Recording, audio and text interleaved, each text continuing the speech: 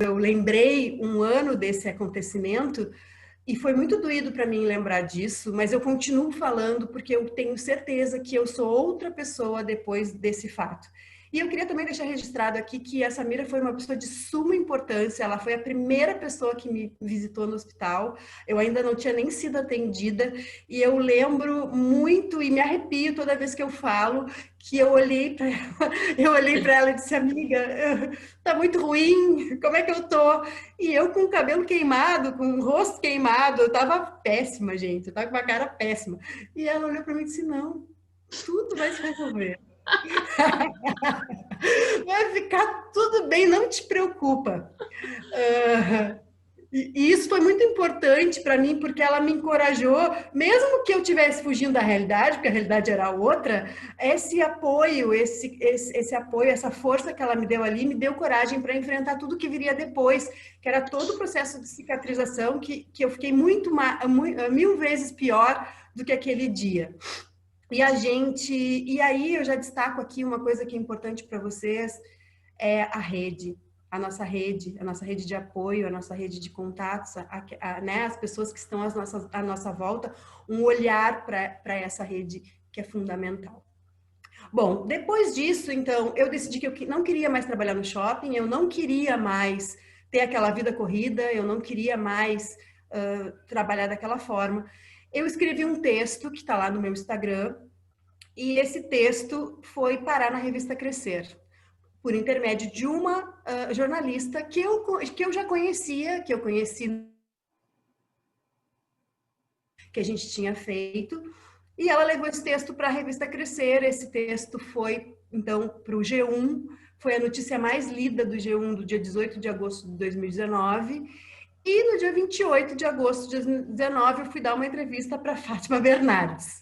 Surreal, então, de algo muito ruim, de um momento muito difícil que eu passei, eu estava lá na Fátima Bernardes falando sobre a mulher, os diferentes papéis que as mulheres, né, desempenham, e o quanto uma vida corrida faz a gente fazer as coisas no automático e não perceber o quanto é pesada a nossa rotina, o quanto é difícil, o quanto a gente se desdobra, o quanto a gente ultrapassa realmente os nossos limites para conseguir dar conta de tudo isso. E quando eu saí do shopping, então eu decidi que eu queria trabalhar com mulheres, que é o que me faz brilhar os olhos, eu queria trabalhar exclusivamente com mulheres, e que eu queria trabalhar com comunicação, porque com a minha experiência auxiliando mulheres, prestando consultoria para negócios femininos, eu percebi que o calcanhar de Aquiles, a dor das mulheres, era não saber comunicar aquilo que ela faz. Era a maior dor. Elas sabiam muito bem executar suas tarefas, elas sabiam muito bem realizar, né, aquilo que elas se propunham a fazer, mas elas não sabiam comunicar, elas não sabiam colocar na rua. E com isso, eu sempre digo, se não tem comunicação, não tem negócio. Porque se tu não coloca na rua o que tu faz, tu não consegue clientes e tu não vende, e o negócio não vai prosperar. E aí eu decidi que eu ia montar uma agência. Na verdade, eu não tinha essa ideia bem formada que era uma agência. Eu queria trabalhar com comunicação e trabalhar com mulheres. Nisso, eu fiz uma lista de pessoas que eu conhecia e disse, vou tomar um café com várias pessoas, porque eu vou conversar com essas pessoas, vou expor as minhas ideias, pode ser que saia uma parceria, pode ser que eu, né, conheça alguém interessante, ou que alguém me diga, não faz isso que é uma loucura. Provavelmente eu iria fazer mesmo assim, mas eu precisava desse feedback de pessoas que eu confiava, então eu fiz uma lista ali de pessoas que eu tomaria um café, e a Emanuele foi uma pessoa que eu coloquei na lista pelo fato dela ser formada em publicidade e propaganda e ter uma especialização em marketing. Só que eu e a Emanuele, que eu chamo de Manu, e a partir de agora eu vou chamar de Manu, porque eu não consigo chamar ela de Emanuele, eu trabalhei um ano com ela no shopping, né, na Demol, que é do shopping da Pelotas, a administradora do shopping Pelotas. A Emanuele trabalhava no setor de marketing e eu era executiva de contas. Então a gente tinha um distanciamento muito grande, porque eu, trabalhando como executiva de contas, eu tinha que ter uma postura mais sóbria, eu tinha que me vestir mais executiva, eu tinha que ter uma postura mais forte, porque eu lidava com contratos grandes, eu lidava com clientes grandes e eu tinha que ter uma postura mais impositiva para eu conseguir solucionar problemas, porque meu trabalho era a gestão de problemas. Esse era o meu trabalho no shopping. E a Manu trabalhava no marketing, o pessoal do marketing é descolado.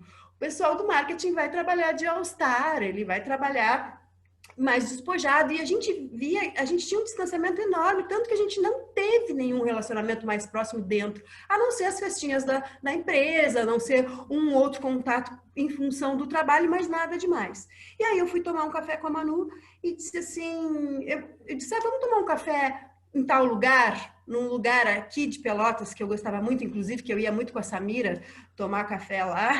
E a Manu, conheço esse lugar, gosto de lá. E eu, opa, a gente já tem alguma coisa em comum. Aí chegando lá, a gente conversou, eu comecei a perceber eu comecei a ter um outro olhar, né, para Manu e ela um outro olhar sobre mim. E nessa conversa surgiu a ideia de quem sabe a gente monta uma agência, né? Vamos montar uma agência. Quem sabe a gente monta uma agência, só que eu quero trabalhar com mulheres. E a Manu disse, eu também quero, eu topo essa ideia de trabalhar com mulheres. Mas, antes de dar uma resposta, eu quero pensar bem sobre isso, porque é uma decisão muito importante. Eu tô num trabalho, eu preciso entender como é que isso vai funcionar. Beleza. Fui lá, voltei para casa, chamei a Samira para tomar um café, um mate, acho que era um mate, na verdade, a gente estava aqui tomando um mate, e falei para ela da minha ideia, ela super me apoiou, disse, amiga, acho ótimo, acho muito interessante, acho legal, acho que mulheres precisam realmente disso. E a Samira me disse assim, já sei o nome da agência. Foi Agência, mesmo. agência Dona. E eu adorei a ideia, pensei na hora, a gente tinha outras ideias ali, mas eu disse não, gostei da ideia, agência Dona, curti essa ideia e beleza. Fui falar com a Manu me disse, Rê, tem uma resposta para ti, vamos tomar um outro café. Naquela época, o ano passado, a gente podia sair para tomar um café, né, gente? A gente podia sentar numa mesa de um café tranquilamente conversar. E que saudade eu tenho dessa época. E aí a Manu disse, topa a ideia. Eu disse, tá, Manu, topa a ideia, mas a agência já tem nome, a agência vai se chamar Dona. E a Manu amou a ideia e a gente, a partir dali, então, começou a fazer o plano de negócios e a construir a nossa empresa em outubro de 2019. Então, o que eu quero dizer para vocês com isso é contar um pouquinho, óbvio, da minha história e da história da Manu e da minha relação com a Samira, mas também dizer para vocês a importância das redes de relacionamento. O quanto que a gente é influenciada pelas nossas redes de relacionamento. E às vezes a gente não dá ouvidos. A gente não dá ouvidos porque é tanta coisa, é tanta informação, é tanta coisa que chega até a gente e a gente não percebe o quanto que a gente está sendo influenciado. Mas será que a gente está sendo influenciado por pessoas que querem que a gente cresça, que querem nos apoiar, que querem fazer com que a gente se desenvolva? Ou será que a gente está sendo influenciado por pessoas que não estão assim tão interessadas no nosso crescimento? Então essa é a primeira pergunta que eu deixo aqui para vocês refletirem e pensarem. Como anda a rede de relacionamento de vocês? E como de fato ela interfere nas tuas decisões e de que forma, né, tu está ouvindo ou não a tua rede de relacionamentos.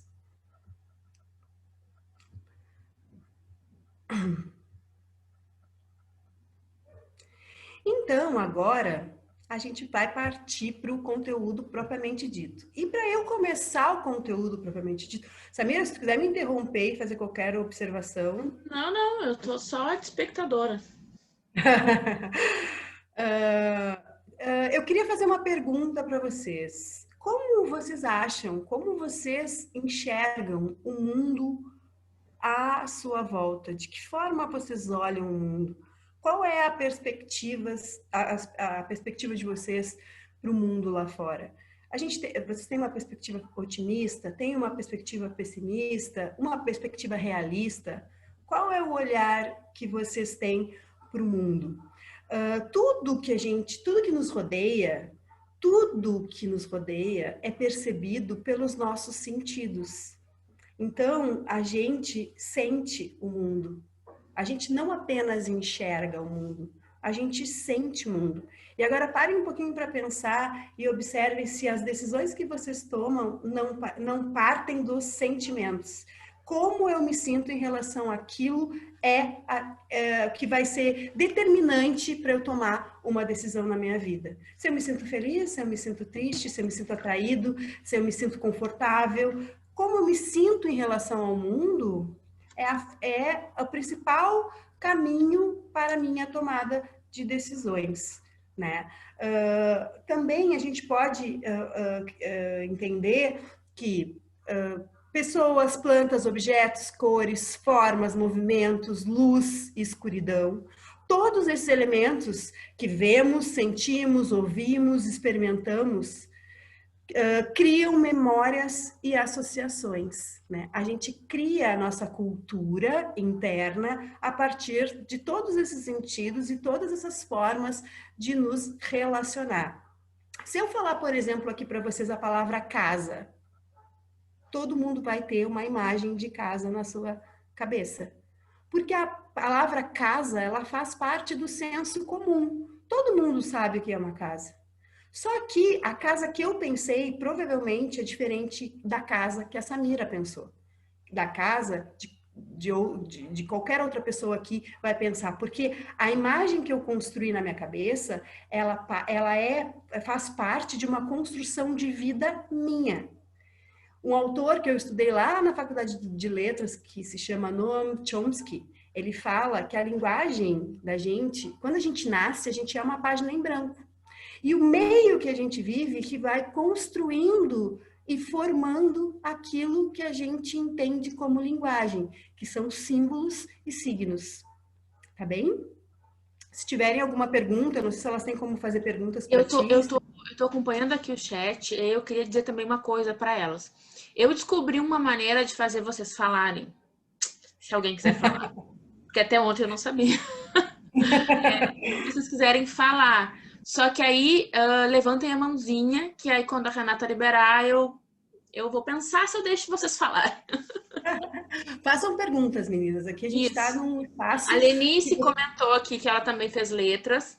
E aí ela tá comentando aqui as coisas que está falando com autores que eu não sei falar o nome. Deve ser Sociri. Esse aí, parecido com isso. Muito legal.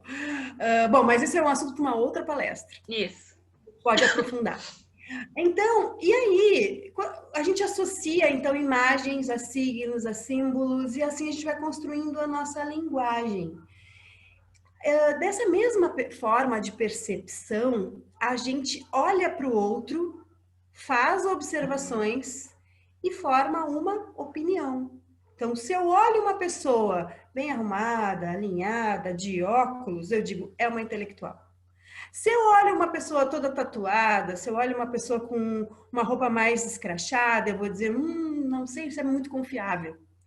Então, a linguagem, ela não acontece apenas na fala, nas palavras. A escolha das palavras é muito importante, mas a linguagem, ela acontece em todos os sentidos. Ela acontece nos nossos gestos, na forma como eu me comporto, no meu tom de voz, na minha expressão facial. Então, tudo isso compõe a linguagem.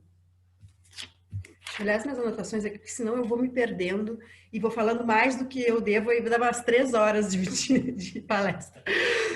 Então, a nossa imagem, em função disso, a nossa imagem é tão forte quanto as imagens que constituem o mundo ao nosso redor. Quando a gente pensa em casa, quando a gente pensa em carro, quando a gente pensa em coragem, quando a gente pensa em confiança, quando a gente pensa em amor, a gente tem sempre uma representação disso dentro da gente e cada pessoa vai ter a sua representação porque isso é uma construção única e individual, que tem o senso comum, tem coisas que estão dentro do senso comum e tem coisas que estão fora do senso comum. Se eu quero comunicar algo que não está dentro desse senso comum, eu vou ter que pensar melhor e me esforçar mais para comunicar aquilo. Tá bem? Até aqui tudo bem? Tudo ótimo. Então agora, para basear melhor a nossa fala de hoje, eu vou trazer um pouquinho de teoria, porque eu acho que é fundamental a gente entender um pouco dessa teoria da comunicação, porque afinal de contas, hoje a gente passou de ser mero espectador, que na década de 90, nos anos 2000, a gente ficava sentado no sofá recebendo informação dos meios de comunicação de massa, da novela, da TV, dos jornais, né, das mídias impressas. A gente recebia informação e a gente assimilava e a gente influenciava as pessoas que estavam ali no nosso círculo, ao nosso redor. Hoje em dia, todos nós somos mídia. Todos nós podemos comunicar algo e com o meio digital isso tem um alcance muito maior. Com o meio digital a gente pode influenciar não só as pessoas que estão ali convivendo comigo, mas sim influenciar muito mais pessoas. E a gente está vendo aí youtubers com 30 milhões, 40 milhões, 60 milhões de seguidores, né? Então é importante a gente saber um pouquinho desse processo de comunicação. Aqui eu trouxe então uma teoria de Peirce, que fala que existe o emissor e o receptor. Entre o emissor e o receptor, tem a mensagem e o canal. O que é o emissor? O emissor, vamos fazer uma suposição que eu estou conversando com a Samira. Então, eu sou o emissor e a Samira é o receptor. Qual é o canal que a gente está utilizando? A gente está utilizando aqui o Zoom, uma ferramenta online para se comunicar. A gente escolheu esse canal para a gente se comunicar. E existe uma mensagem que eu quero passar para ela. Só que entre mim e a Samira, entre o emissor e o receptor, existem vários fatores que podem fazer com que essa comunicação ela não seja clara, que ela possa ter ruído. E quando uma comunicação tem ruído, ela não vai ser eficiente. Então, vocês são jovens demais para lembrar da velha da Praça da Alegria. Ou da brincadeira do telefone. Ou da brincadeira do telefone sem fio, que lá no começo falava-se uma palavra, uma frase, e no final chegava totalmente diferente. Porque quanto mais etapas tiverem dentro desse processo, mais difícil vai ser com que a mensagem chegue como a gente quer no receptor. Então, o que eu quero dizer aqui para vocês é que para que eu consiga fazer com que a minha mensagem chegue e comunique aquilo que eu preciso que ela comunique, eu tenho que diminuir o ruído dessa comunicação. Eu até coloquei um exemplo aqui, falando assim, ó, meu terapeuta disse, escreva cartas para pessoas que odeia e as queime. Fiz isso, mas agora eu não sei o que fazer com as cartas. Ou seja, você vai precisar de advogado, com certeza. Gostei mais da ideia dela, no caso, né, do que do terapeuta. Bem. Provavelmente deve ser o ex-marido, mas tudo bem, não vamos falar. Ou um ex, né? Crush. Então, a maioria dos mal-entendidos que acontecem na comunicação é em função do excesso de ruído. O que pode ser um ruído numa comunicação? Pode ser um canal escolhido de uma forma equivocada. Por exemplo, eu vou dar um retorno para o meu cliente que me pediu um orçamento. E eu mando uma mensagem escrita. Será que é a melhor forma de eu vender o meu produto e dar esse orçamento somente com uma mensagem escrita? Será que se eu fizesse uma reunião nesse momento de pandemia online, falando diretamente com ele, olhando no olho, percebendo, tendo mais informações desse receptor, porque eu não vou ter só ali a linguagem escrita, mas eu vou ter a linguagem corporal, eu vou ter o tom de voz, eu vou ter a forma como ele vai reagindo às coisas que eu vou falando. Será que não vai ser mais eficiente se eu falar com ele diretamente do que eu utilizar um canal de linguagem somente escrita? Outra coisa que é importante é a mensagem. Essa mensagem, quais as palavras que eu vou escolher? Palavras com duplo sentido, palavras que numa região têm um significado e noutra região tem outro significado, né? Esses dias eu vi um post no Instagram que era um pôr do sol, né? Era um story, na verdade. Era um pôr do sol e dizia assim, ó, vendo o pôr do sol. Tá, mas óbvio que ele estava vendo o pôr do sol, mas dava uma ideia, para mim ficou muito rapidamente claro, como assim vendendo o pôr do sol? A pessoa esqueceu. Então, É. Então, a escolha não só os erros de português, não só palavras que não são adequadas para o nosso público, mas o que a gente escolhe, como a gente se comunica, diz muito a respeito de quem a gente é e é eficiente ou não na nossa comunicação, tá? Então, vamos lá. Então, a comunicação não é clara sem esforço. Isso que eu queria deixar bem claro aqui para vocês. Não existe a comunicação, para ela dar certo, ela precisa ter um esforço. Se tu for falar com a tua filha, por exemplo, se eu for falar com a minha filha que tem 19 anos, vai fazer 19 anos esse mês, eu preciso me adequar à fala dela, eu preciso me adequar ao nível de consciência dela para que ela me entenda. Se eu falar numa linguagem muito rebuscada, ou muito formal, ou muito dentro do meu lado profissional, talvez ela não me entenda, e aí eu não vou conseguir atingir o meu objetivo, que é uma ação. Eu quero que ela tenha uma ação, então para isso eu preciso comunicar aquilo que eu quero.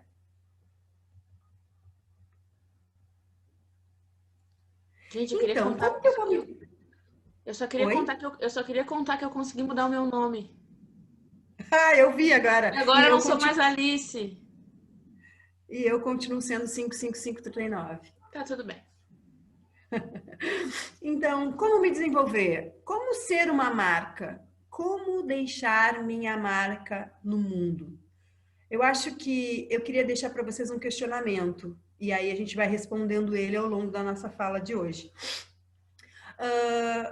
Antes de eu querer saber como me desenvolver, como ser uma marca, como deixar a minha marca, eu acho que a pergunta aqui é por quê? Por que que eu quero deixar uma marca no mundo? Por que ser uma marca, né? Então, pense um pouquinho sobre isso e aí depois no final, se alguém quiser, me diga.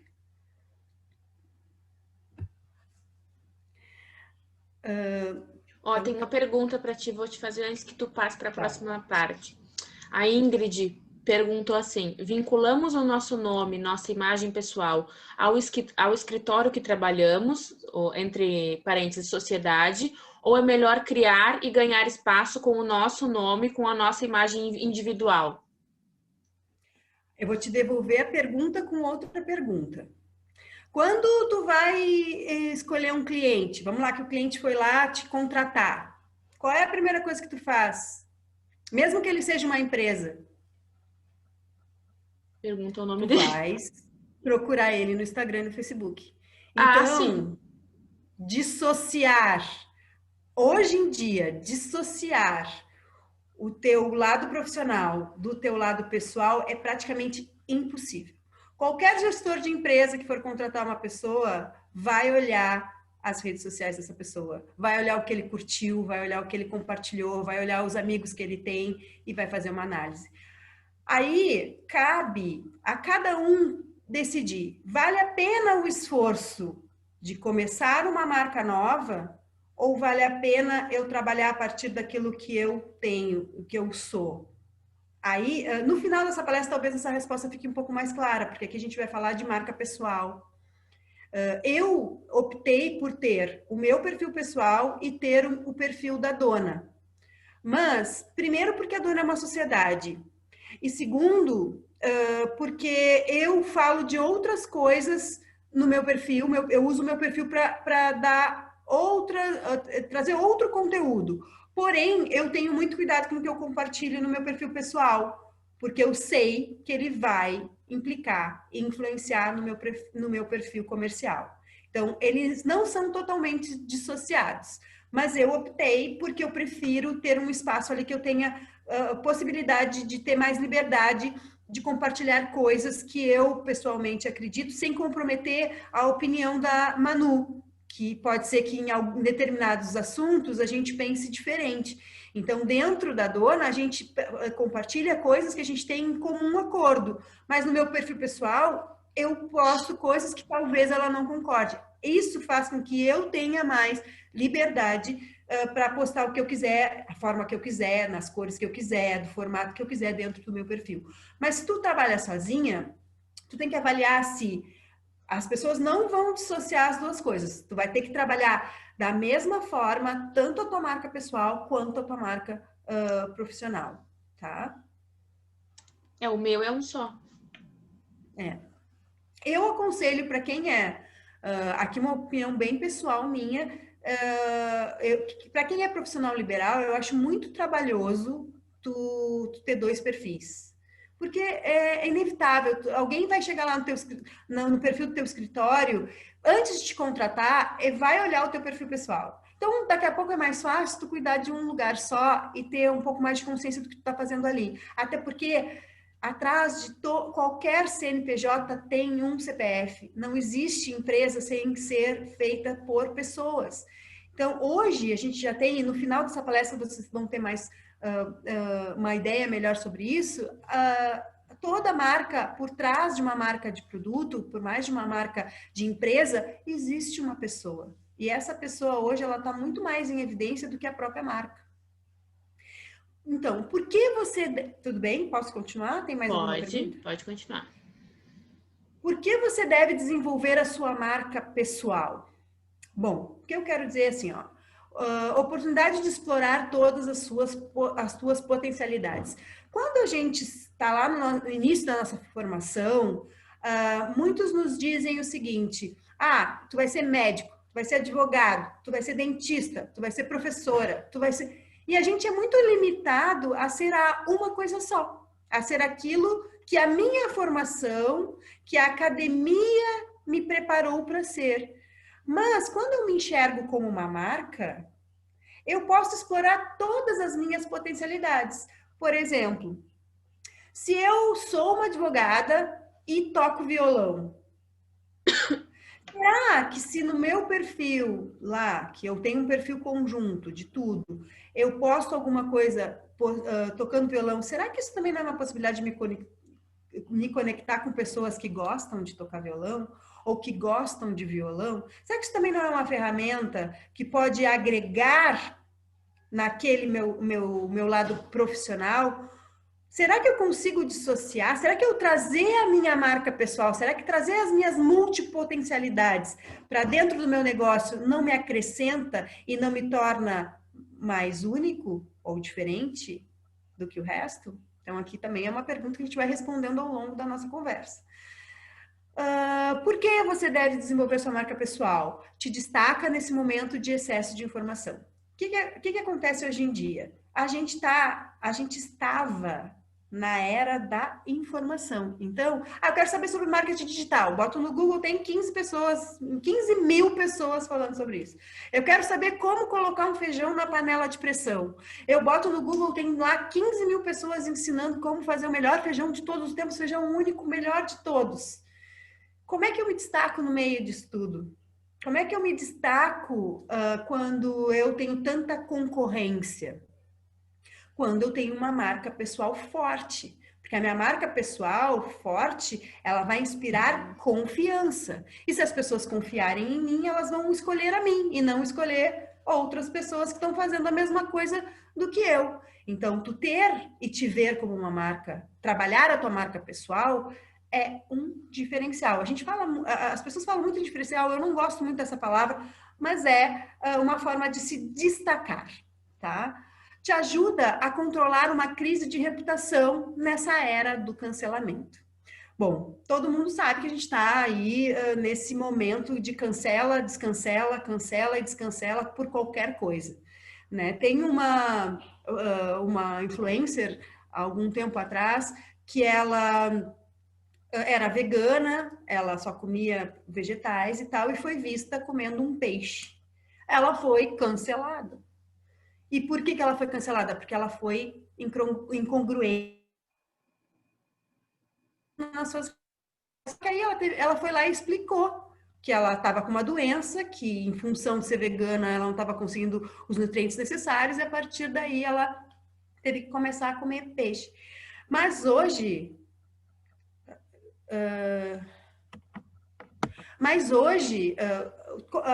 todo mundo que se expõe, todos nós que estamos nas redes sociais como mídia, a gente corre o risco de ser, né, de cometer um erro e de fazer algo que não seja tão aprovado assim. E quando a gente tem uma marca pessoal forte, a gente se sustenta. Em 1960, a Coca-Cola passou por uma situação muito difícil, que foi no interior da Bélgica. Algumas crianças foram intoxicadas ao tomar Coca-Cola.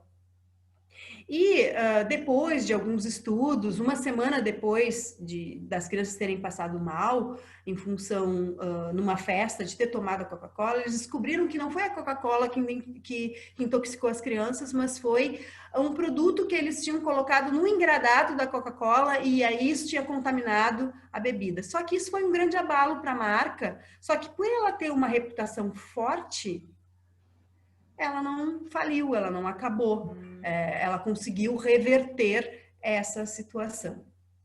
E, por último, você se torna um líder, um influenciador de pessoas. A gente sabe, então, que por trás de qualquer empresa, e isso vem do branding empresarial, que para te ter uma empresa forte, para te ter uma empresa de sucesso, precisa ter líderes fortes. Então, para te ter uma marca, quando tu tem uma marca pessoal forte, tu te torna uma liderança, um influenciador.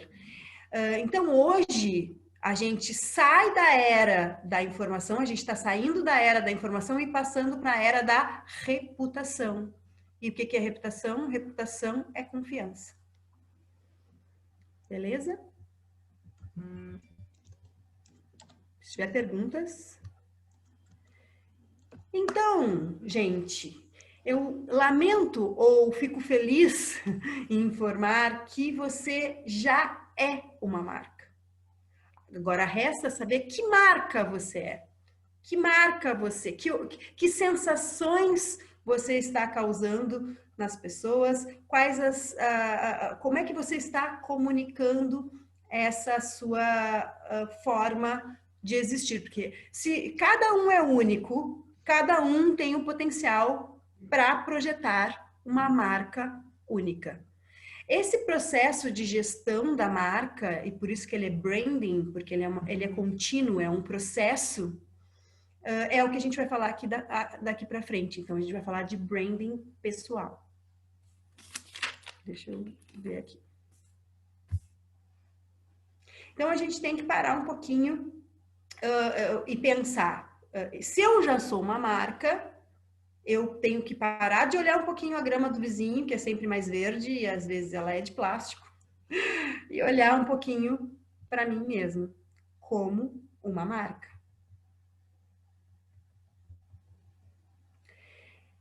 Então, branding pessoal é o sentimento que as pessoas têm com aquilo que eu comunico. Então, o branding, ele é esse processo de fazer com que as pessoas se relacionem comigo a partir daquilo que eu comunico. E para eu diminuir os ruídos, que aí a gente já falou lá na teoria da comunicação, para mim diminuir os ruídos e conseguir criar uma marca forte e construir a minha marca, que é isso, branding pessoal, ou personal branding, a gente precisa ter clareza, consistência e coerência. Tá bem? Aí depois, mais para frente, eu vou falar um pouquinho mais dessas três questões. Alguma pergunta? Eu estou acompanhando aqui, tem bastante gente comentando, muito, a maior parte das dúvidas é exatamente isso, é como separar o perfil pessoal do profissional. E aí eu comentei ali com elas, inclusive eu coloquei que eu não consigo ir desistir. Então eu sou eu e meus clientes sabem quem sou eu e todo mundo sabe quem sou eu e é isso aí mesmo, quem não gostar, né, a gente só lamenta. Então, gente, eu vou dar uma dica para vocês. Esperem no final da palestra que vocês vão ter aí, talvez, uma dica do que fazer. Aqui a gente está falando de marca pessoal, isso independe se eu estou representada por uma empresa ou um CNPJ. A gente está falando de marca pessoal porque antes de qualquer empresa tem uma pessoa. E hoje é difícil, muito difícil, eu diria que praticamente impossível dissociar a pessoa da empresa. Só que essa escolha de ter um perfil pessoal ou ter um perfil profissional, ela vem a partir desse olhar para mim, desse olhar para mim como marca. Eu sou uma marca. A gente acabou de falar, vocês são uma marca. Então, e é muito difícil se enxergar como uma marca. É muito difícil porque a gente precisa se posicionar. Eu preciso fazer escolhas. E a partir desse momento, é muito mais fácil eu me esconder atrás de uma outra marca ou de um outro perfil, né? E isso eu vou falar ao longo da palestra, mas eu preciso também dar esse embasamento teórico, porque eu preciso que vocês entendam como funciona a comunicação e como, de fato, isso implica na maneira como vocês estão se relacionando, como vocês estão falando. Eu sei que é muito mais fácil a gente olhar para essas fórmulas mágicas que te dizem, posta no feed, 3 nos stories, 5 no final de semana, 4 na segunda. É muito mais fácil chegar aqui e dizer para vocês isso, só que não funciona. Não funciona porque o que funciona para mim não vai funcionar para o outro. Eu não posso partir da minha comunicação a partir do olhar do outro, porque se eu fizer isso vai soar falso. É a mesma coisa que eu chegar para vocês e dizer, a gente não consegue esconder por muito tempo as nossas convicções e os nossos pontos de vista. A gente consegue até dar uma mascarada, mas hoje em dia, com a quantidade de coisas que a gente posta, com a quantidade de conteúdo que tem na internet, com apenas um clique, uma curtida em uma postagem, em um perfil, eu te digo o meu posicionamento político, eu te digo se meu posicionamento sobre a homossexualidade, o meu posicionamento se eu gosto ou não de frutas ou de legumes, se eu tenho uma alimentação saudável, por um clique, por um simples clique. E não é à toa que as redes sociais têm tanta informação sobre nós. Não é à toa que aparecem ali anúncios para gente sobre N coisas que a gente nem acredita que está ali. É porque eu me exponho. Eu me exponho nas redes sociais, querendo ou não. Quando eu compartilho algo de um perfil, quando eu curto, quando eu comento, eu estou me expondo. Então, não adianta a gente querer esconder quem a gente é. Não adianta a gente querer se esconder atrás de uma marca inventada. Porque eu não vou ser verdadeiro. Eu não vou conseguir me conectar com as pessoas e eu vou ser descoberta. Porque a gente não consegue manipular o tempo todo. E isso eu vi que na primeira palestra aqui que está lá no YouTube, eu vi a palestra e vi que o palestrante falou que a gente não consegue manipular o tempo todo. Tá? Tem mais algumas perguntas? Querem que eu... Não, pode ir passando, pode continuar. Então, a gente precisa entender, olha, que a verdade, ela é relativa. A verdade, ela depende de um ponto de vista. Então, existem os fatos e existe a verdade, e existem os pontos de vista de todos os envolvidos. E isso vai implicar no resultado. E quando eu estou comunicando como mídia, eu preciso ter consciência de que existem outros pontos de vista. E eu preciso abrir a minha mente e entender esses outros pontos de vista. Será que há algo que eu estou dizendo, que para mim é uma verdade absoluta para o outro?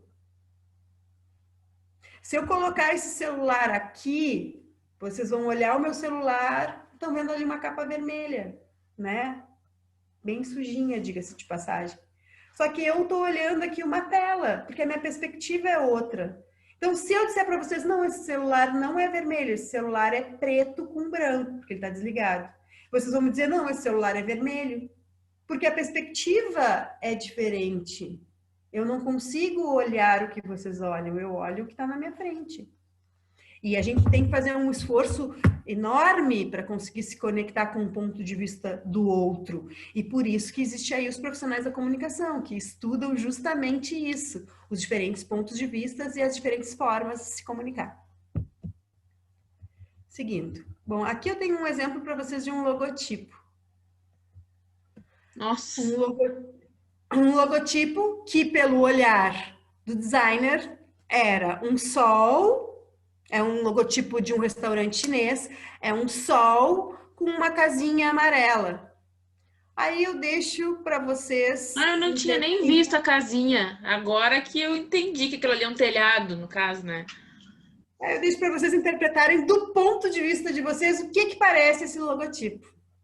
Então, gente, a verdade, ela é relativa. O profissional provavelmente não se deu conta do que ele estava fazendo. Ele estava ali construindo um logotipo que para ele estava lindo. Uma casinha com telhadinho oriental e o sol também oriental. Mas, olhando de longe, a gente percebe que é outra coisa. Eu, pelo menos, percebo outra coisa. Talvez a minha cabeça e as minhas experiências me levem a isso. Então, muitas pessoas pensam, aí agora a gente vem ao assunto que a gente estava debatendo agora há pouco, que o branding pessoal, que desenvolver uma marca pessoal, te limita. Mas, na verdade, não te limita. Na verdade, ele exige que tu te posicione, mas que tu entenda as diferenças de ponto de vista e, principalmente, liberte das certezas absolutas que tu tem.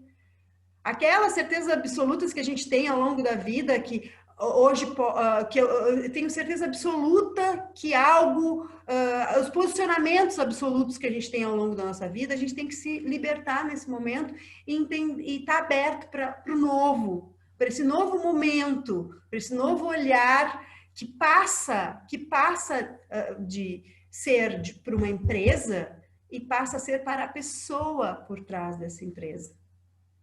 Qual é a pessoa que está por trás dessa empresa? A Apple é a Apple, mas ela é o Steve Jobs.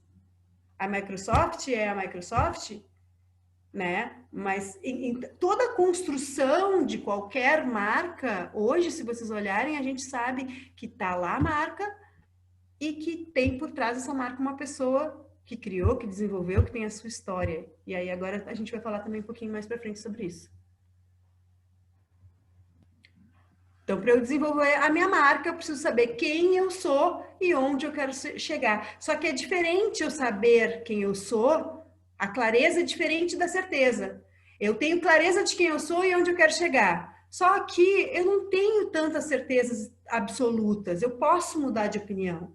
Uma prova bem nova, recente disso é o Felipe Neto.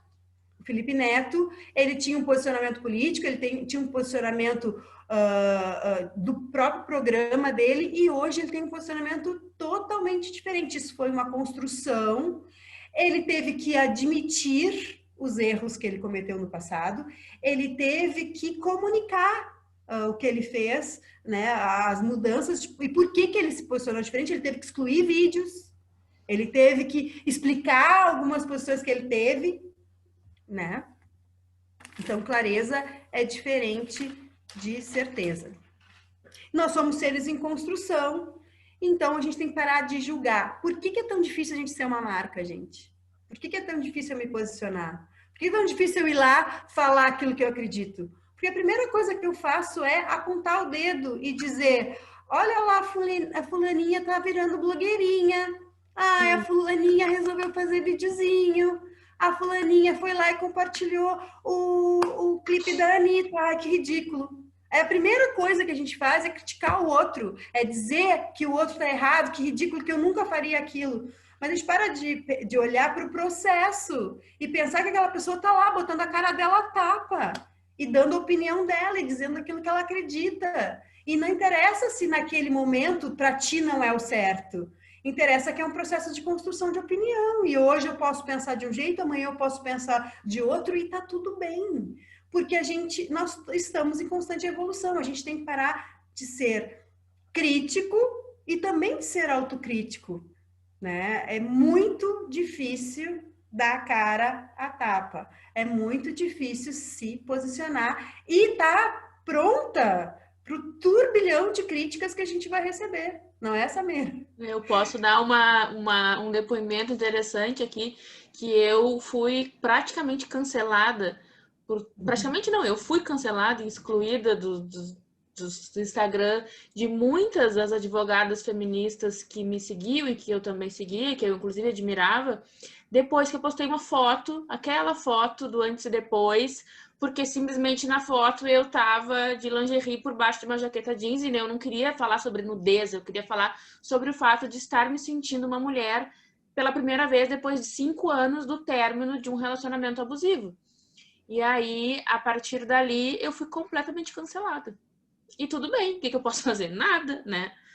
Mas o quanto para ti foi difícil tomar essa decisão de te expor à tua intimidade? Só que no fundo foi mais positivo ou mais negativo? Foi muito mais positivo. Primeiro, porque eu consegui entender que ainda que daqui a pouco eu acho que aquilo ali foi desnecessário, que está errado e que eu não precisava ter feito, mas no momento que eu fiz, de forma alguma anula o meu trabalho ou todas as outras coisas que eu faço. Mas esse julgamento a gente só tem com as mulheres, né? Tudo que fez até então não vale mais nada porque ela tropeçou em alguma coisa. E ainda assim eu não acho que eu tropecei, porque sinceramente o que a pandemia me rendeu de trabalho e de visibilidade, de tudo mais, veio da identificação de pessoas, muitas, com aquela bendita foto.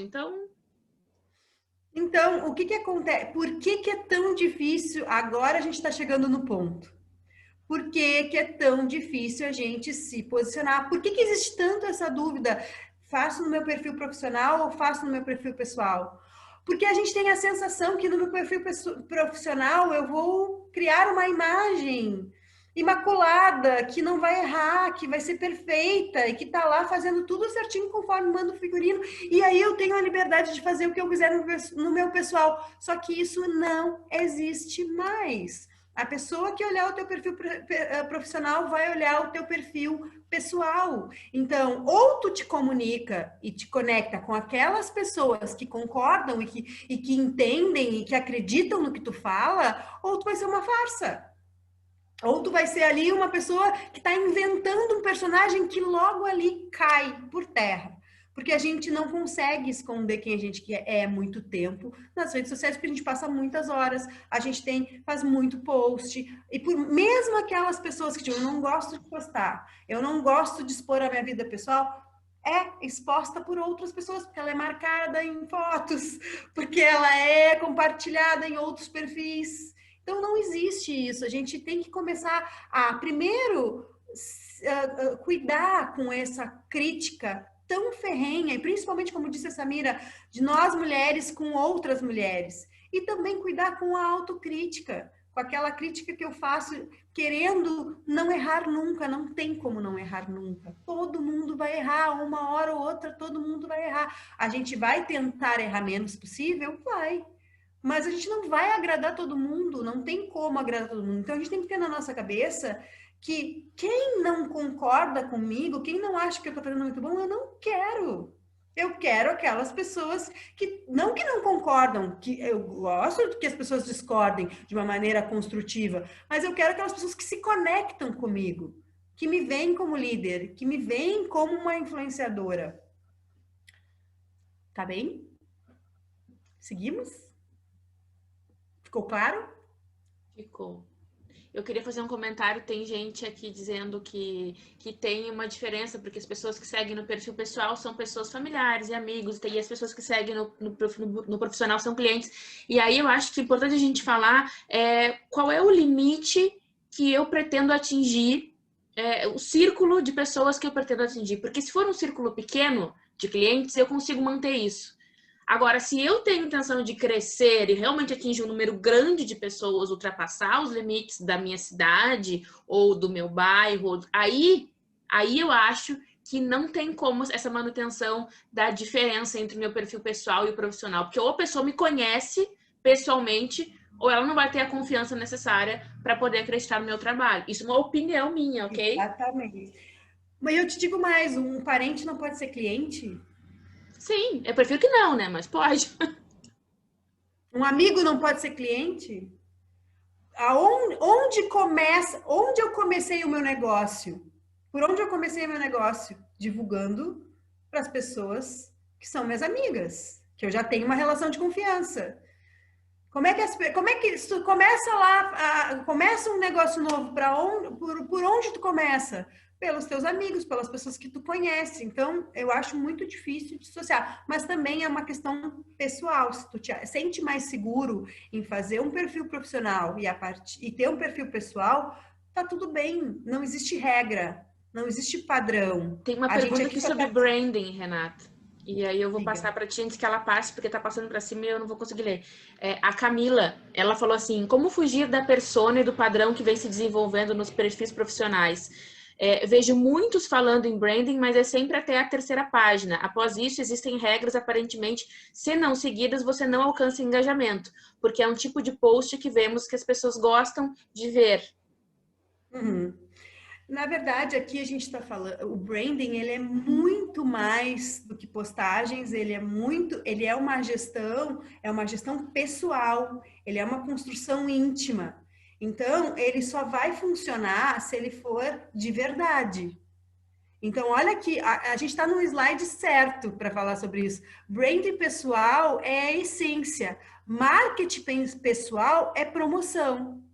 Então, de que forma quando a gente fala de branding pessoal, a gente está falando de te desenvolver como um todo, as multipotencialidades e tudo aquilo que tu é capaz de fazer dentro do teu negócio e da tua vida pessoal. É uma gestão dessa marca que a gente não consegue não expressar. Quando eu estou aqui com vocês, e eu estou aqui com um palitozinho, que eu botei especialmente para vocês hoje, uma blusinha, eu estou passando uma imagem e eu estou passando a minha marca pessoal. Não é uma escolha eu passar a minha marca pessoal. Agora, eu ter as ferramentas e passar aquilo que eu escolher passar e comunicar aquilo que eu escolher passar é outra história. Mas tudo isso parte da minha essência, daquilo que eu quero, daquilo que eu gosto de fazer. Por exemplo, eu gosto de Instagram, eu acho o Instagram bonito, eu gosto de postar no Instagram, eu não gosto de YouTube. E pode vir qualquer pessoa do marketing me dizer que tens que estar no YouTube. Eu não gosto do formato do YouTube. E aí o que vai acontecer se eu me forçar a ir para o YouTube? Eu vou ser falsa, eu não vou ter credibilidade, porque eu vou fazer uma coisa que eu não gosto, que eu não concordo. Então, a primeira pessoa que tem que gostar do que eu faço sou eu. E eu vou dizer para vocês assim, que eu pouco olho se tem alguém me criticando ou dizendo que isso está bom ou ruim, porque para mim, inclusive um produto, para mim sucesso não está relacionado com a aprovação do outro. Para mim sucesso está relacionado em fazer aquilo que eu acredito fazer e para mim o resultado é alcançar pessoas que também acreditam naquilo que eu estou fazendo. Por isso que branding pessoal é diferente de marketing pessoal. Marketing é promoção, é ficar lá martelando. Só que, gente, a gente não é um produto, a gente é uma marca. A gente não é um produto, a gente não é uma Coca-Cola, a gente não é um tênis. Nós somos pessoas. E pessoas tem uma essência, tem sentimentos, tem suas verdades, tem a sua caminhada única, tem a sua construção única. E isso tem que ter valor. Eu sou totalmente contra essas fórmulas. Meu posicionamento, eu sou totalmente contra essas fórmulas, porque eu acho assim, um absurdo te obrigarem a fazer tantos posts ou utilizar tal formato. Eu acho que eu consigo perceber nitidamente quando é algo forçado e quando é algo natural. Por exemplo, fazer stories para mim é natural. Eu pego o celular, passo ali o vídeo e boto uma legenda e para mim sai, flui, porque eu me identifico com aquela forma de comunicação. Fazer um texto, para mim, também flui, porque eu me comunico com aquela forma de comunicação. Agora, fazer um vídeo, editar um vídeo, colocar no YouTube, não faz parte da minha comunicação, porque eu não suporto olhar o meu vídeo 25 vezes e ver tudo aquilo que eu não gosto, que eu achei ruim na hora da edição, e eu acabo não postando, porque eu vou achando uma crítica aqui, uma crítica ali, algo que eu não gosto, e eu acabo não postando. Então, para mim, é muito mais fácil fazer um story, que eu olho ali uma vez e coloco uma legenda que eu acho legal e tá pronto, do que eu fazer um vídeo mais construído. Mas isso é a minha identificação com a forma de comunicação. Tá? Podemos continuar? Vamos. Depois, se não ficou respondida, me pergunta de novo no final, que eu volto. Não, no final a gente conversa, eu abro, a gente conversa. Vamos que a gente não tem... Então, Você não é um produto, você não é um produto, você é uma marca. Então, aqui eu trouxe 2 exemplos, tá? De 2 atrizes de Hollywood, americanas. Uma é a Megan Fox e a outra, na verdade, a atriz não é uma cantora, também atriz, né? A Taylor Swift.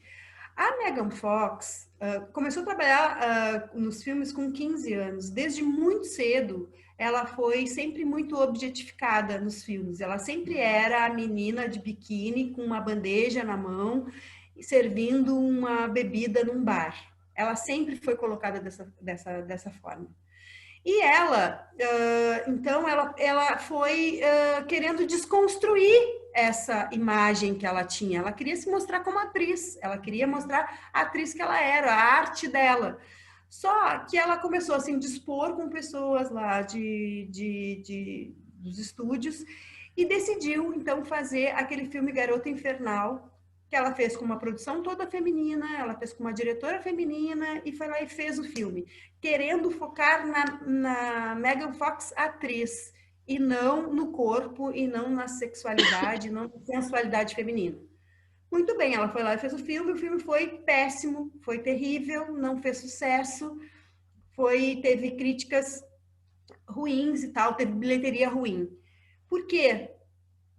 Porque ela quis fazer todo esse movimento de desconstrução dessa imagem, só que a publicidade feita em cima do filme foi toda feita em cima do corpo da Megan Fox, toda sexualizada, porque a equipe de marketing que foi contratada para fazer essa divulgação, não era tinham homens, diga-se de passagem, e tinham já essa imagem construída dela e não conseguiram promover o filme de uma forma em que dissociasse essa sexualização do corpo da Megan Fox. Então não deu certo, ela foi praticamente cancelada, muitos estúdios não chamam ela, muitos diretores não chamam ela, porque ela começou a falar dessas questões. Já a Taylor Swift, ela sempre se sentiu muito um produto, ela se sentia vulnerabilizada por ser vista sempre como um produto. Só que para desmistificar essa ideia, a Taylor Swift fez um documentário, esse documentário está no Netflix, e ali ela coloca todas as suas... tudo aquilo que chateou ela, tudo aquilo que fez com que ela se sentisse mal, ela mostrou essa mudança dela por meio de um documentário. E aí sim, a Taylor Swift conseguiu reverter um pouco dessa imagem e hoje ela tem, a partir do documentário, ela consegue ter uma força, uma imagem não tão vinculada a um produto e ela conseguiu se conectar de verdade com as pessoas, mostrando as suas vulnerabilidades e mostrando que por trás daquela cantora e daquele produto tão batido pela mídia, existe ali uma pessoa com as mesmas falhas, com as mesmas angústias, com as mesmas necessidades das outras pessoas comuns. Então, eu quis trazer aqui 2 exemplos de uma tentativa de mudança de perspectiva na sua trajetória, porém uma comunicando errado, comunicando de uma forma ruim e não atingindo o objetivo, e outra que escolheu um meio e também uma forma de comunicação boa e que conseguiu reverter isso. Então, atitudes comunicam, não são só as minhas palavras que comunicam, são as minhas atitudes que comunicam. Então, é como eu me posiciono, é como eu reajo, é o que eu faço que comunica muito mais do que eu falo. A gente, como mãe, fala sempre isso, né? Que a gente educa pelo exemplo e não por aquilo que eu digo. E na comunicação é assim que acontece. Se eu disser para vocês, estou muito feliz, estou aqui com uma cara... Não, né? Estou muito feliz, estou aqui. Eu eu demonstro isso de várias formas. Como eu mostrei para vocês no logo anterior, o branding pessoal, ele não se resume à identidade visual. O que acontece? Quando a gente contrata alguém para fazer o nosso logotipo, muitas vezes a gente quer contratar alguém para fazer branding. Alguém que pense na nossa marca, em como eu vou comunicar o meu propósito, como eu vou colocar esse propósito na rua, de que forma. Só que aí a gente vai lá e contrata um profissional que vai fazer um logotipo só. E aí eu não vou ter o resultado que eu espero. E para a gente fazer brand pessoal, que era o que a gente estava falando agora há pouco, tem que ter coragem. Tem que ter coragem de olhar para si, tem que ter coragem de se expor e de colocar sua opinião e de colocar seus posicionamentos. Só que é exatamente isso que vai me tornar único. E é exatamente isso que vai fazer com que pessoas se conectem comigo. Foi o que a Samira falou. Aquilo que ela colocou ali, que muitas pessoas criticaram, fez com que ela se conectasse talvez com pessoas que ela não tivesse se conectado de outra forma.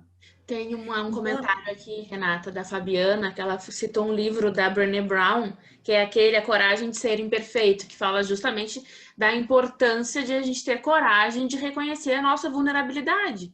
Porque eu acho, pelo menos, né, essa humanização do profissional, e na advocacia isso já era para ter acontecido e aconteceu, porque se a gente for pensar nos grandes nomes da advocacia, são pessoas que a gente identifica como pessoas, não como o escritório, né? A gente já tem essa tendência, a gente só não aceitou isso ainda para a gente mesma. Então, eu acho que até o errar, até o eu com o tempo, gente, a gente vai construindo o nosso, como a Renata acabou de colocar aqui, que tá aqui na minha frente no slide, atitudes comunicam.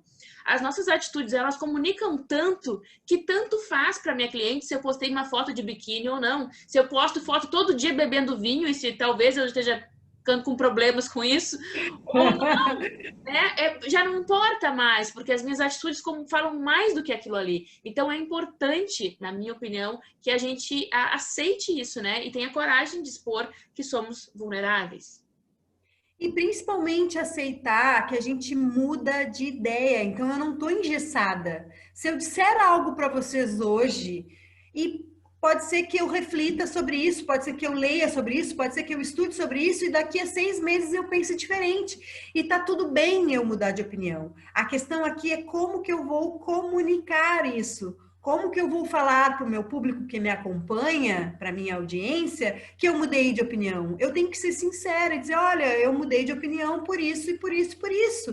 Além de me humanizar, mostra que eu sou coerente e que eu sou uma pessoa que evolui, que eu não penso exatamente como eu pensava há 15 anos atrás.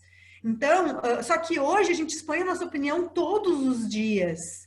E aí, a gente só tem que ter o cuidado de não ficar mudando de opinião toda hora. Aí a gente vai apresentar uma inconsistência e com certeza isso vai causar dúvida em relação à confiança naquilo que a gente diz. Mas a gente mudar de opinião faz parte dessa construção, faz parte de ser quem a gente é. Marcas mudam de opinião. Marcas têm um logo hoje e daqui a pouco se reconstroem e querem comunicar outra coisa, querem atingir outro público e mudam os seus logotipos e mudam a sua estrutura. E por que nós, como pessoas, como marcas pessoais, não podemos mudar de opinião? Então, isso a gente tem que colocar na nossa cabeça não só para nossa marca, mas também quando a gente olha para o outro, quando a gente olha para as outras pessoas e entende que mudar de opinião faz parte.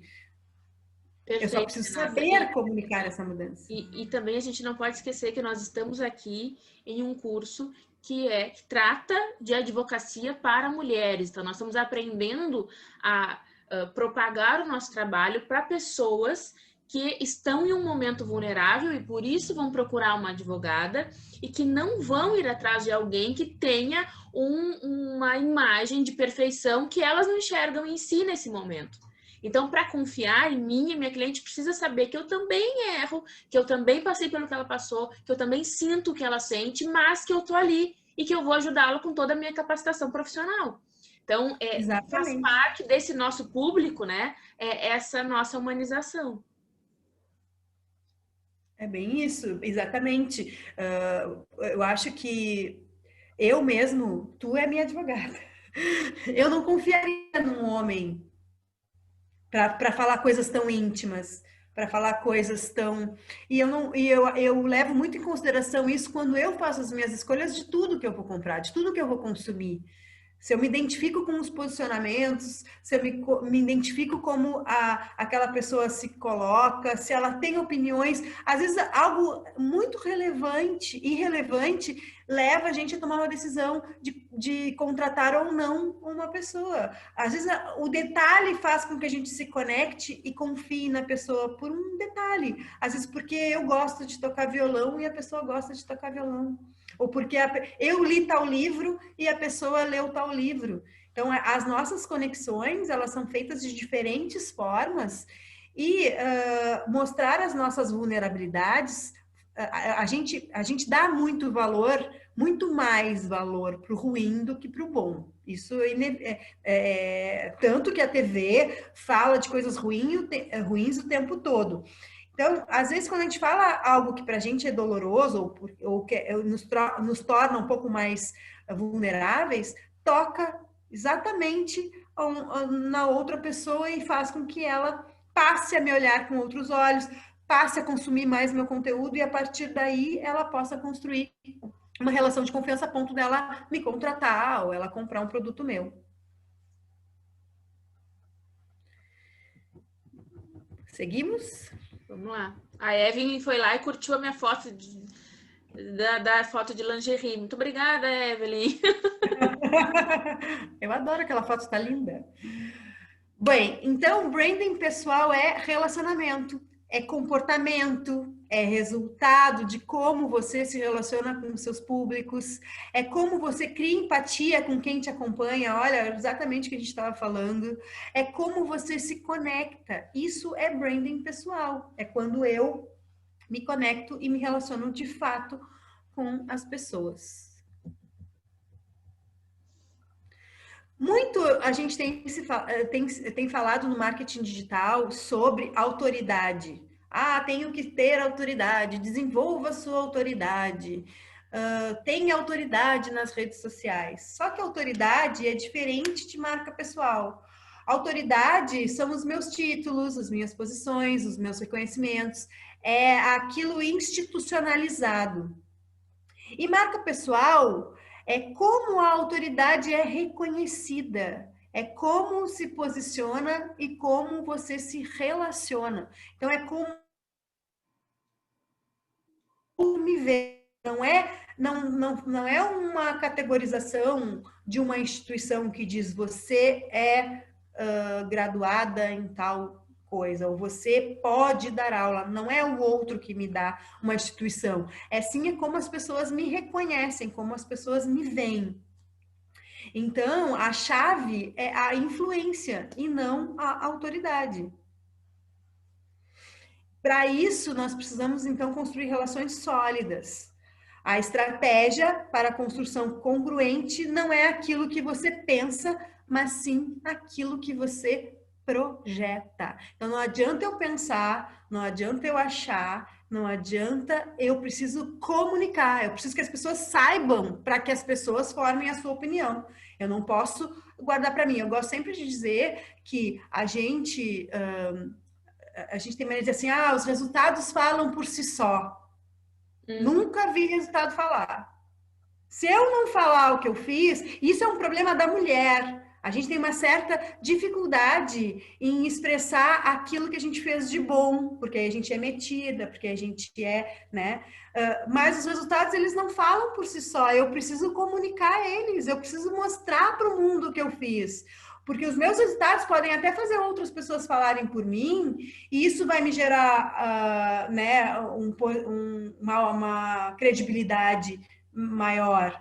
Mas eu preciso entender que eu preciso comunicar esses resultados nas minhas redes, nos meus canais, para que as pessoas saibam o que eu fiz. Então, aí está o segredo da importância da comunicação.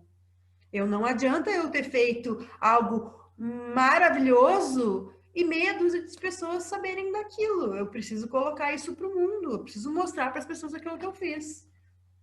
Porque esses dias, agora, enquanto tu passa o slide, eu vou só comentar, esses dias eu estava dando uma consulta de mentoria para uma moça, uma moça que é advogada em São Paulo, e aí ela queria ajuda para conseguir ser identificada como a profissional da área que ela atua.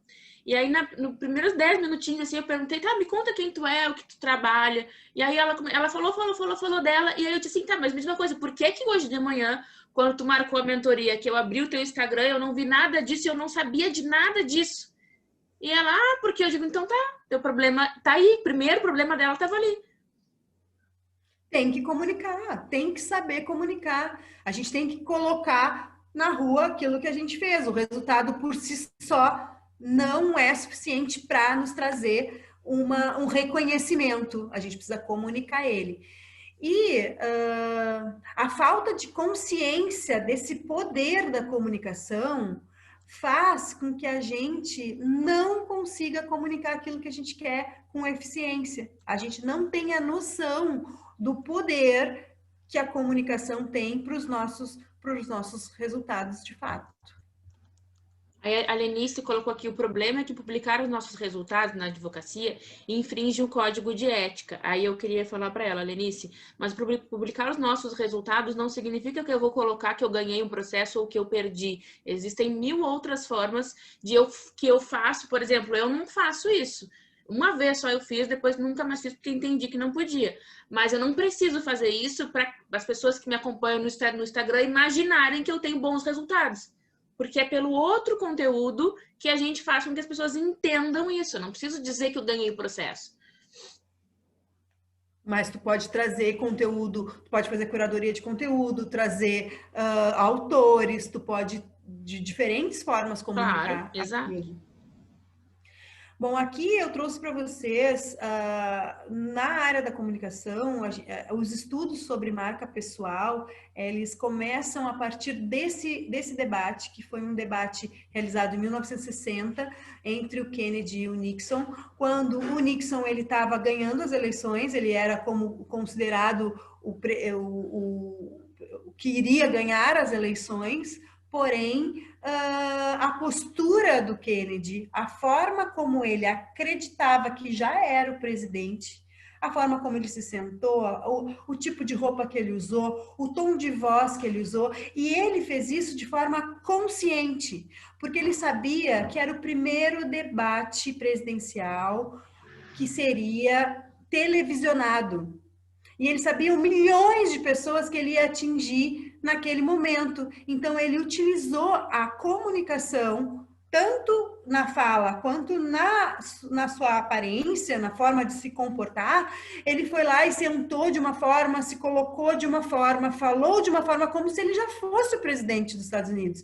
E isso foi um marco, isso foi fundamental para que ele virasse, né, as pesquisas e ganhasse e acabasse sendo o presidente eleito dos Estados Unidos. Isso em 1960. Então, a gente não está falando de olhar pessoas como marcas de agora. A gente está falando, isso é estudado e analisado há muito tempo. Desde 1960 já se tinha uma noção de que a pessoa ela tem um poder de persuasão e de construção de opiniões a partir do que ela é, de como ela se comporta, de como ela corta o cabelo, de qual a maquiagem que ela está usando, que cores ela utiliza, de que forma ela se comporta. Tudo isso implica na decisão. Bom, então agora a gente já entendeu que é uma marca, que todos nós somos uma marca e que a gente precisa saber comunicar essa marca. Alguma pergunta, Samira? Não, pode passar.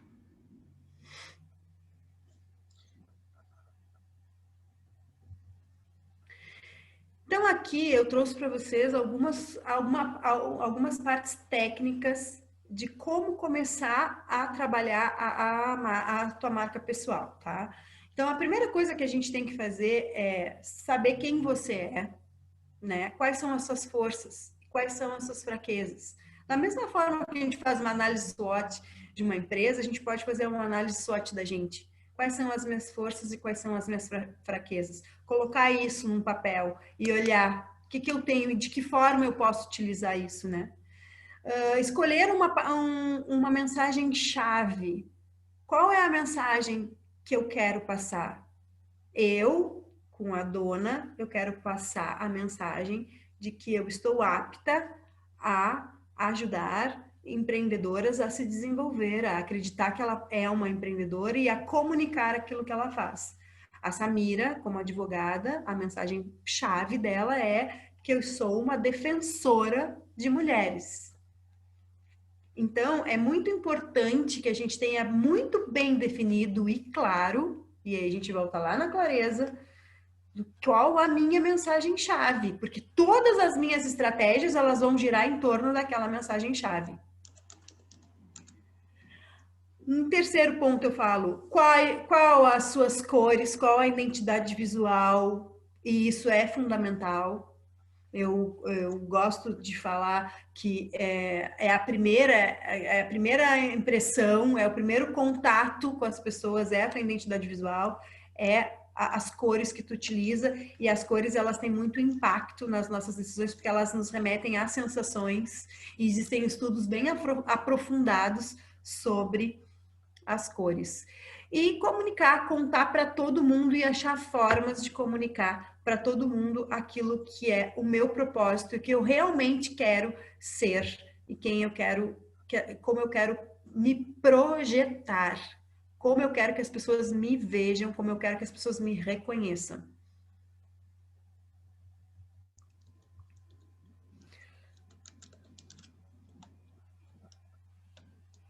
Aqui eu falo um pouquinho, então, que eu tenho que saber quem eu sou, qual é o meu posicionamento, quais são os meus valores e os meus propósitos, como eu quero ser lembrado, como eu quero ser lembrado.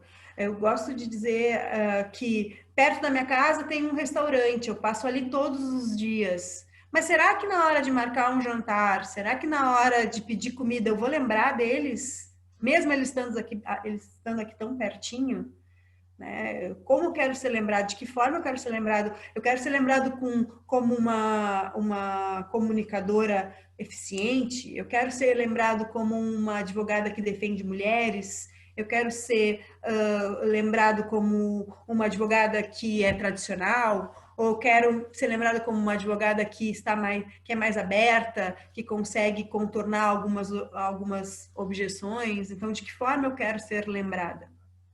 O que eu quero entregar? Qual é o meu produto? Qual é o meu serviço?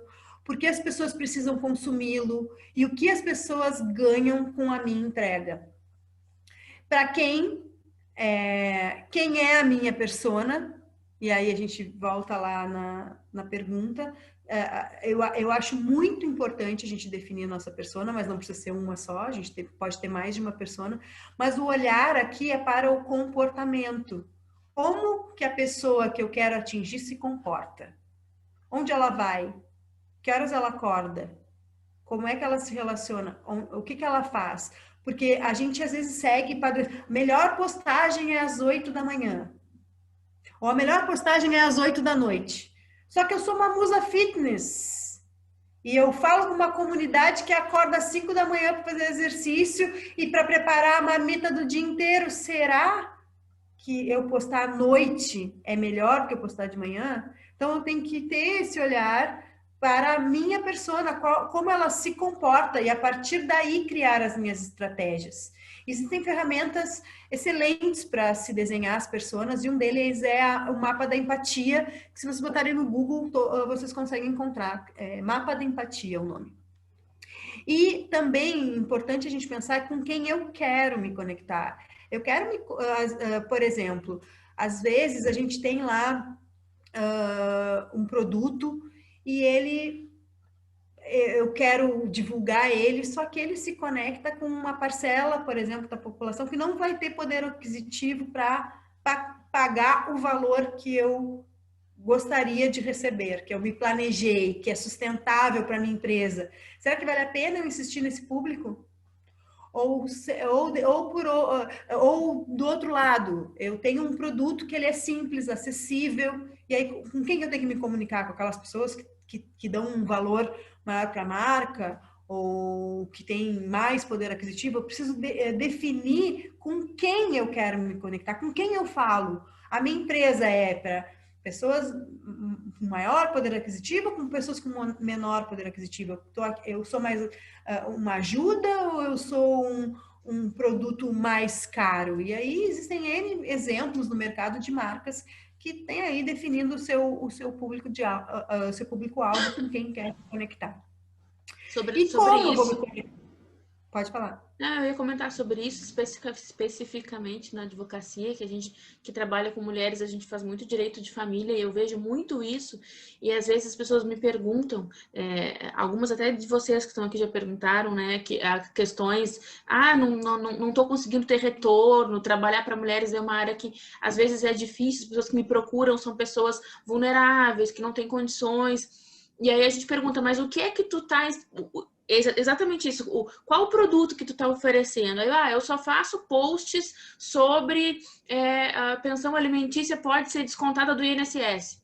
Então, é natural que talvez as pessoas que se identificam com aquilo ali, né? Ou que o atraso da pensão, o pai pode ser preso. É claro que eu tenho que falar sobre isso, mas não só isso.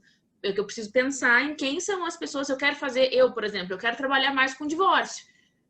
Então eu tenho que pensar nas pessoas que estão se divorciando e que eu quero atingir, como eu devo fazer, que tipo de post eu devo fazer, qual o conteúdo que eu vou oferecer para elas. Só um exemplo. Mas é perfeito, tu desenhou uma persona, como ela se comporta, o que ela faz. Mas às vezes tu não precisa só compartilhar conteúdos referente a conteúdos teóricos sobre isso. Claro. Assim, com coisas que se conectem com essa pessoa. O que essa pessoa, a pessoa que está se divorciando, ela fala do quê? Ela vê o quê? Ela ouve o quê? Daqui a pouco, uma música que tu poste se conecta com essa pessoa, um filme que tu poste se conecta com essa pessoa. Então, tem várias formas de se conectar com essa pessoa a partir do olhar para o comportamento dela. Uma das coisas que a gente gosta de falar aqui é, por exemplo, que a gente trabalhou num anúncio para uma imobiliária e essa imobiliária tinha lá um apartamento que era de um quarto e com um valor alto. E aí a gente focou o anúncio para pessoas que estavam pensando em casar, mas que não tinham filhos. Então, hoje é possível tu segmentar muito, principalmente nas redes sociais, tudo aquilo que tu posta. É possível tu desenhar com muita precisão quem é a tua persona e quem tu quer atingir.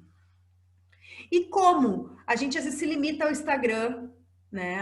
Eu gosto do Instagram e eu vou trabalhar só com o Instagram. Mas é importante entender que existem várias redes sociais, existem várias formas. Existem o Instagram, o Facebook, o YouTube, o Google, site, TikTok, agora que tem muitas pessoas utilizando também, e todas as profissões cabem lá dentro. Então a gente tem que estar a par de todas as possibilidades, todas as ferramentas que a gente tem e escolher quais são os canais que a gente se sente mais à vontade. E é sempre um partir de mim. O que eu me sinto mais à vontade? Mas está todo mundo no TikTok e eu vou também para o TikTok? Depende. Se tu gosta, se tu te sente à vontade, se tu vai ser verdadeiro, se vai conseguir ali comunicar de uma maneira assertiva, tu faz. Agora, se tu vai ficar com vergonha, tu vai fazer meia boca, então não vale a pena, porque aí tu não vai conseguir entregar uma comunicação realmente efetiva para aquilo que tu quer. Bom, então a sua contribuição para o mundo é o seu legado e não tem como você deixar um legado sem ter pelo menos, sem ter pelo que ser lembrado. Então, mais ou menos isso. Depois eu falo um pouquinho aqui sobre a minha incubadora. Não sei se tu queres fazer as perguntas antes e depois eu falo um pouquinho sobre a incubadora ou falo antes. Pode ser. Deixa eu ver se alguém aqui tem pergunta. Vamos abrir então. Quem quiser mandar alguma pergunta, gente, pode mandar aqui pelo chat. Ou quem quiser falar, pode levantar a mãozinha que eu prometo que eu talvez demore um pouquinho, mas eu vou conseguir abrir para vocês. Uma coisa importante de falar, que eu tinha anotado aqui e acabei não falando, que ali como comunicar, aí assim a gente fala mais especificamente sobre posts, né? E eu acho que não existe regra. Eu acho que quem tem que descobrir, eu sei, gente, que é frustrante a gente ir para uma palestra ou assistir alguém falar e achar que a gente vai sair de lá com uma fórmula pronta. Mas não existe fórmula pronta, não existe receita de bolo, tá? É cada um olhar e construir, é trabalhoso, é chato, às vezes tu precisa chamar um profissional para te ajudar, mas infelizmente cada um é único e precisa achar sua forma de comunicação. Mas uma regra que eu uso muito e que eu acho que cabe e que funciona para a maioria das pessoas são os níveis de conteúdo. Então, nível 1 é o conteúdo gratuito que eu distribuo nas minhas redes sociais. O nível 2 é o conteúdo gratuito privado, onde eu levo para um Telegram, onde eu levo para um grupo de WhatsApp, que também vou escolher o canal. E o nível 3 é o conteúdo pago. É um curso, é um workshop, é uma palestra. Para quem aí é produtor de conteúdo, eu indico esses três caminhos. Quando tu falaste do TikTok, eu sou um exemplo, que eu não consigo desistir, não quero entrar para aquilo ali, porque não, eu baixei, eu tenho, e eu curto as coisas, eu acho engraçado, e tenho advogadas que eu sigo, que estão lá, e que eu acho muito interessante, porque afinal de contas é uma novidade, e tá todo mundo lá, então, né, mas eu não consigo, e porque eu não consigo desistir, falei, tá, então não é pra mim, não adianta, e eu não consigo ser rápida, começa por aí, então como é que eu vou falar em 15 segundos, se 1 minuto do Instagram já não dá, então aí é muito difícil. Eu não me identifico também com o TikTok, mas eu acho que é uma grande tendência. O vídeo é cada vez mais uma tendência. Eu sei que tem muitas pessoas que não gostam de fazer vídeo, e aí eu parto do princípio que se tu não gosta, tu não precisa fazer, mas como eu falei antes, a gente tem que se desconstruir de algumas verdades e se permitir errar e se permitir não ser tão perfeito para tentar acompanhar essa evolução tecnológica que vem a partir da quarentena também a transformar. A gente está aqui fazendo um evento online e tinha muitas pessoas que antes da quarentena diziam assim, eu odeio online, eu nunca vou atender online, eu não quero saber das redes sociais e as consequências fizeram com que as pessoas tivessem que aceitar o online e ir pro digital. E só que as tendências das novas gerações é cada vez ser mais digital e cada vez ser mais tecnológico, cada vez ser vídeo, cada vez mais ser comando de voz. Então, às vezes a gente fica muito preso a esses padrões. Eu sempre escrevi no Word, eu sempre fiz presencialmente, eu sempre fui buscar os meus processos, eu sempre chamei o cliente para falar comigo pessoalmente. A gente tem que se adaptar, o mundo está mudando e isso independe da nossa vontade de querer ou não acompanhar essas mudanças. Cabe a mim ter clareza de quem eu sou, ter clareza do que eu quero e aí me adaptar naquilo que eu puder me adaptar, né? Mas é inevitável a gente ter que se adaptar ao digital. Ainda mais agora, né? Eu senti muito, e até comentei sobre isso esses dias, eu senti muito que depois da pandemia, eu vi muita gente falando que estava com medo, que as relações iam deixar de ser humanas para virarem virtuais, mas eu senti muito o contrário, assim, especialmente das minhas clientes, sabe? As que me procuraram. Eu senti que elas me procuraram porque elas tinham necessidade de humanizar essa relação virtual. Então, elas não foram procurar um escritório de advocacia que tem o logo do escritório, que fala escritório de advocacia de família. E aí tem lá um monte de posts sobre isso, mas não tem em nenhum momento um rostinho com quem elas possam saber com quem elas estão falando. Sabe, essa necessidade de humanizar a profissão, eu senti agora, na pandemia. Eu não tinha me dado conta ainda disso. E aí, a partir disso, eu mudei completamente como tu falou, não tinha uma forma de trabalhar antes, que vocês podem acompanhar pelo meu Instagram. Até o início do ano era diferente, botava muito mais conteúdo e jurídico para as pessoas conhecerem as leis e saberem. E a partir dali, essa necessidade que eu senti que era uma demanda do mercado, eu passei a falar mais de mim, a fazer mais, escrever crônicas, colocar mais da minha rotina, porque as pessoas querem saber quem é a pessoa que elas estão contratando, mais do que se eu sei ou não, né, de direito de família. E isso dá uma credibilidade, mesmo sem as pessoas conhecerem os meus resultados. A maioria das pessoas que está aqui, garanto, não sabe os meus resultados reais nos processos. Se eu ganho mais do que eu perco ou se eu perco mais do que eu ganho. Não sabem. Mas, aparentemente, parece que eu tenho bons resultados. E aí Mas porque tu Exato. projeta essa imagem, porque tu escolhe posts, tu escolhe uma comunicação que projeta essa imagem para o teu público, né? Então, é importante a gente lembrar que muito mais do que projetar, muito mais do que dizer o que a gente é ou quem eu sou, é fazer com que as pessoas entendam quem eu sou e de que forma elas podem se conectar. Só que a gente está falando aqui que as pessoas estão aprendendo, hoje as festinhas de aniversário, elas são feitas pela internet. Então, se a gente não humanizar, se não tiver uma pessoa, não existe comunicação de produto para produto. E às vezes a gente tem a tendência de se esconder atrás de uma marca. Só que hoje em dia não é mais possível fazer isso. É. E toda marca existe uma pessoa por trás. E a tendência, se eu ficar falando só de conteúdo jurídico, é que eu atraia quem? Outros advogados e outras advogadas, que não é quem eu tô querendo atingir. O que eu gosto de falar sempre é que na nossa comunicação, principalmente nas redes sociais, precisam ter as 3 linguagens da comunicação.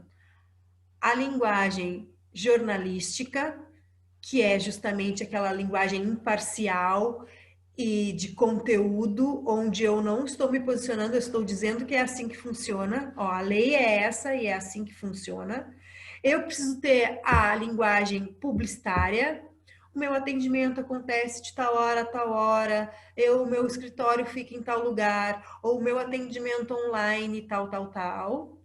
E eu preciso ter a linguagem de relações públicas, que é justamente essa linguagem da marca, da marca pessoal ou da marca do negócio, quem é a pessoa por trás da marca, com quem eu falo, com quem eu me relaciono, quem sou eu. Então, as 3 linguagens precisam estar presentes no nosso perfil, a gente tem que ter cuidado. E isso tem que estar equilibrado, é um tripé. Eu não posso falar só de conteúdo, e esquecer de falar de mim, esquecer de falar da forma como eu trabalho. Então, eu preciso fazer um jogo de equilíbrio entre as 3 linguagens. Os 3 tipos de linguagem, né? Gente, comunicar não é simples. Não, precisa de esforço. E eu queria dizer para vocês assim, ó, a gente tá tendo o privilégio de perceber isso num momento em que ainda ninguém se deu conta. São pouquíssimos os advogados e advogadas que trabalham assim.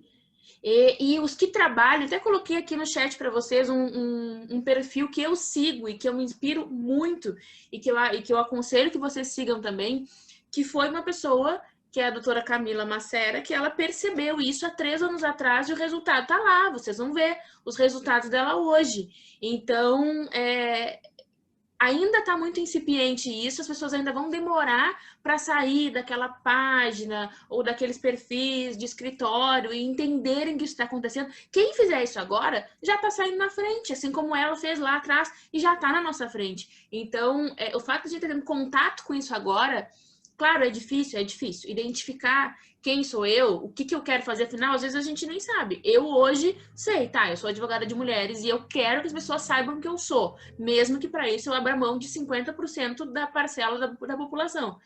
Ok? Vocês podem ter outro nicho, vocês podem querer outra coisa, mas identificar o que vocês querem e se mostrarem que vocês são isso, vai fazer muita diferença. Porque como é que tu aprendeu isso? E como é que tu te deu conta disso? Fazendo, experimentando, vendo o que dava certo, o que não dava, e lendo, né? E indo atrás de gente, indo atrás de gente que já tem o resultado que eu quero ter e ver o que aquela pessoa faz, porque é assim que é, né? É a forma mais. Eu acho que tudo é uma construção de teste. Quando a gente fala em marketing, principalmente, é repetição e teste. É muito inocente pensar que eu vou comunicar uma única vez e a pessoa já vai entender. E já vai ser meu cliente, já vai voltar a falar comigo, já vai vir falar comigo e me contratar. E por incrível que pareça, muitas pessoas ficam frustradas quando colocam um post lá uma única vez e não tem o retorno esperado.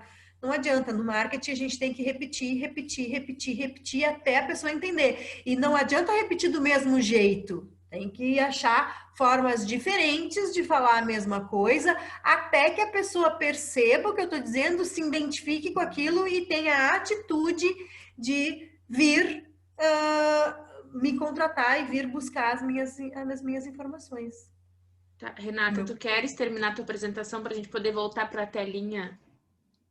Podemos. Eu só vou falar rapidamente aqui sobre a incubadora de empreendedoras, porque eu preciso vender meu peixe, né? Afinal de contas, essa oportunidade aqui é única. A gente na Agência Dona, então, está fazendo esse trabalho de desenvolvimento de marca pessoal, de fazer com que advogados, arquitetas, psicólogas, dentistas se entendam como empreendedoras e aprendam também essa construção da sua marca pessoal e da sua imagem nas redes sociais. Por isso, então, a gente criou a Seja Dona, a incubadora de empreendedoras. A incubadora é uma rede online que tem a duração de 6 meses, tem como principal objetivo criar vínculo entre os participantes, proporcionar as transformações de vida por meio da troca de experiências, a ampliação de redes de relacionamentos e criar negócios que sejam compatíveis com seus propósitos de vida. As inscrições da incubadora vão até dia 31 de agosto. Quem quiser mais informações pode me encontrar nesses contatos aqui, que é o meu telefone, que é o WhatsApp, o meu Instagram é Renata Lousada com 2 L's, da agência é @agenciadona_ e a gente tem um site também, sejadona.com.br. Quem quiser mais informações sobre o nosso trabalho e sobre como desenvolver a sua marca pessoal, a gente está aí esperando de braços abertos. Tu quer parar o... Pode ser. Deixa eu ver.